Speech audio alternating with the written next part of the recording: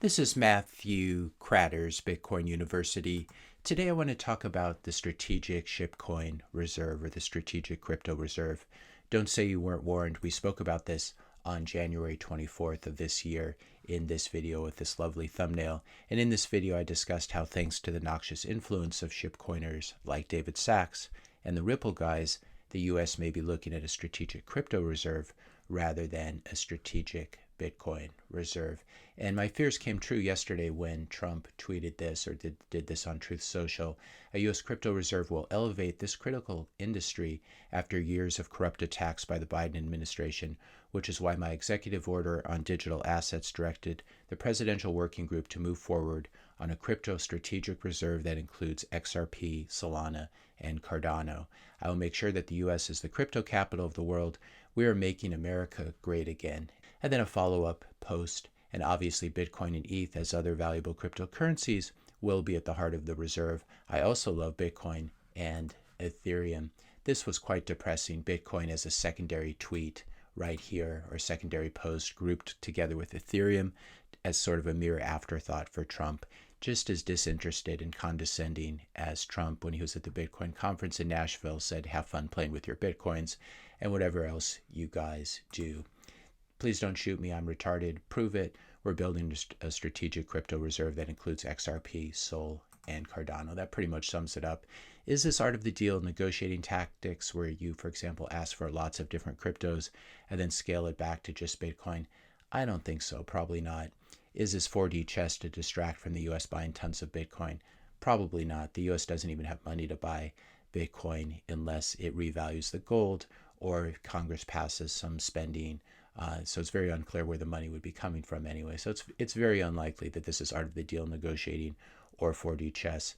And it's important to remember, this is the same guy who launched his own meme coin right as he took office and was very proud of it. The official Trump coin, of course, which is down 33% in the past month and has unfortunately wrecked a lot of his followers. It also looks like there's some funny business around this tweet, around this post yesterday on Truth Social. Bitcoin News here reporting insider trading on Trump's crypto reserve announcement. Yesterday, a whale went 50x long on Bitcoin and ETH using just $4 million to create a $200 million position. This would be absolutely insane to do unless you had insider information. He has now closed most of his trades, raking in over $6.8 million in a day. His timing perfectly aligned with Trump's Truth Social post confirming a U.S. crypto reserve. If crypto had dipped even a tiny bit, he would have been liquidated. He went long ETH at 21.97, liquidated at 21.49, and Bitcoin he went long at 85,908 and would have been liquidated at 84,752.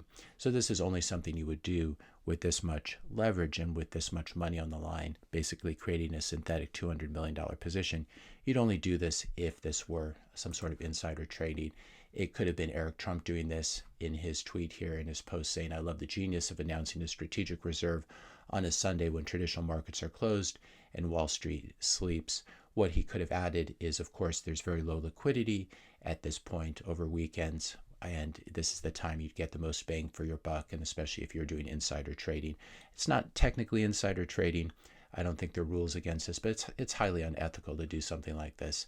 And so I certainly hope it wasn't the Trumps, though I wouldn't be surprised if it was Eric Trump. This is yet another unforced error, yet another huge blot on Trump's legacy, just like the Trump coin was. And at the same time that Trump and Elon are working hard to root out waste and graft and corruption at the federal government level through Doge, which I support 100%, and I've just been amazed by the stuff they found. Here's Trump with his other hand rewarding some of the worst grifters in American history, scumbags like Charles Hoskinson and the Ripple scum. Find it very, very discouraging. Taxpayer money should never be used to buy tokens like XRP issued by a private company like Ripple that still controls north of 50% of these tokens. This is unbelievable, and this should never be taking place. Like Cardano and Solana, XRP is not a neutral commodity money, and as such does not belong in any government reserve. And I would say Trump is especially stupid to do this after Ripple CEO Brad Garlinghouse supported Kamala in the recent election. He gave more than $11.8 million to the Harris campaign. Why in the world would you reward a guy like this by including his XRP in a crypto reserve? you're finding this video helpful so far, I just ask you to help to support this channel's educational mission. Hit the subscribe button. That does really help with engagement and reach. Leave a like, leave a comment, question, suggestion for a future video, and share this video with a friend or family member. Here's a post from that same CEO, Brad Garlinghouse, in response to Trump's announcement. I've said this before, the crypto industry, first of all, there's no such thing as the crypto industry. There's no projects here that have any value. But he says the crypto industry will achieve our goals and beyond if we work together, appreciate the crypto President real Donald Trump's vision of a government digital asset reserve representative of the industry. And here he goes on to say, Brad goes on to say, maximalism is the enemy of the industry's progress. That's true because we only have one digital commodity, one neutral digital monetary asset. That's Bitcoin. Everything else is fake in this industry. As Mandrick points out here about Brad Garlinghouse, guy who commissioned Giant Skull Art to promote the idea that Bitcoin is terrible for the world, wants us to work together, never forget the actions of these scammers. And of course, he's referring to the Skull of Satoshi. This was an art installation that was funded and put out by the Ripple guys in partnership with Greenpeace USA, highlighting Bitcoin's supposed environmental impact. The skull is made from recycled electronics and includes smoking stacks to symbolize the pollution from Bitcoin mining, which doesn't exist because it's just electricity. Here's the guy. This is the guy who's saying we should work together. So unfortunately, these are the people we're dealing with. These are the people that Trump has allied himself with. The Solana people aren't any better, as Walker here points out. Kindly remember that Solana's creators are Shipcoin grifters who hate Bitcoin because they can't print it out of thin air to enrich themselves. This is one of Solana's founders saying that Bitcoin has no value. This is Anatoly Yakovenko saying that. So these are no friends of Bitcoin either. And they've basically created a highly centralized database for VCs that they can use to pump and dump. We talked already about how Chamath and David Sachs a couple years ago were laughing about how they were dumping their Solana tokens on retail investors. I'll put a link to that in the description notes below. Now, in all of this, it's important to remember that Bitcoin doesn't need the U.S. government. This is very clear. It's actually the opposite. The U.S. government, like every other entity on Earth, is the one that needs Bitcoin.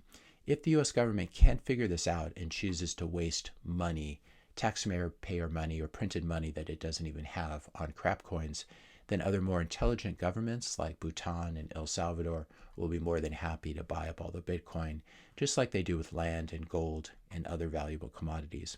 And if I were China or Russia, why in the world would I want to stockpile an American-issued scam coin like XRP? Putting XRP in a U.S. strategic reserve may paradoxically make it less likely that other countries want to buy it. It may just be labeled as this American asset. And this is really what makes Bitcoin so different and so special. It's global, it's internationally distributed, it wasn't issued by a corporation or foundation, it doesn't have a living, active founder who's dumping it to buy private jets and ranches like Charles Hoskinson does with his Cardano piggy bank. By contrast, Bitcoin is a neutral digital commodity without an active founder, unlike Cardano, Solana, or Ripple. And Bitcoin also did not have an initial insider allocation or pre-mine like these other cryptos. Ripple actually had 100% pre-mine, Cardano approximately 17%, and Solana an outrageous 48% initial allocation to insiders, where they print up their own money and award themselves. Marty Ben points out here the performance of his strategic crypto reserves in the private sector has been an abysmal failure for a decade. So if you've been holding all these other coins, you've done very badly relative to Bitcoin. It will be no different when applied to the nation state level. Focus on building your own personal Bitcoin reserve. Everything else is noise. And that's definitely good advice, as is Giacomo Zucco's advice here. American individuals, families, enterprises, churches, and associations need private Bitcoin savings, not federal reserves. F the government, F the feds. Shipcoins and Washington, D.C. are a match made in heaven. Let them have fun becoming poor. And then a follow-up, a corollary, which is actually pretty disturbing. If you live and work in the U.S. and you want to be called a Bitcoin maximalist and not a shipcoiner, now you have to avoid taxes entirely with any conceivable strategy and means. Otherwise, your money will pump Solana, Cardano, and many other crypto schemes. Lol. That is unfortunately true if this goes through. This was something I pointed out back in that original strategic shipcoin reserve video.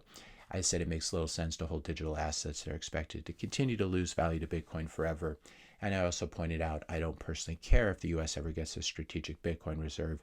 To the extent that the U.S. government remains my enemy, I prefer that it owned as little as possible of the best money on earth.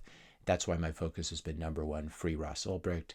Number two, abolish cap gains taxes on Bitcoin. You shouldn't tax money. It doesn't make any sense. And number three, abolish the U.S. exit tax and also stop taxing Americans on global income and Americans who live abroad. I think these are much more important, especially abolishing the capital gains tax on Bitcoin. This will do much more for Bitcoin adoption than a strategic Bitcoin or strategic crypto reserve. Lastly, I think it is important to remember that this was just a weekend tweet or post by Trump. This was not an executive order, at least not yet. This is not legislation that's been passed by Congress. There's no funding for this at the moment. So perhaps those who have Trump's ear right now can intervene and tell him how really dumb the idea of a crypto reserve is, especially if it includes his enemies' coins, Kamala coins like XRP. I'm still very glad that I voted for Trump, though, for one big reason. That's why I was advising to vote for Trump late last year. Vote Trump, free Ross Ulbricht. And now Ross Ulbricht is free and can visit the beach. So Trump did keep his promise there. And I hope Trump will see the error of his ways here and see that he definitely should not, especially not include XRP in any sort of reserve. It just doesn't make any sense when the XRP guys were against him and funded his opponent in the last election. If you enjoyed this video, be sure to hit the subscribe and like buttons. Hit the notification bell if you want to be notified when I publish my next video. And let me know your questions and comments in the comment section below. Thanks a lot for watching, and I'll see you in the next video.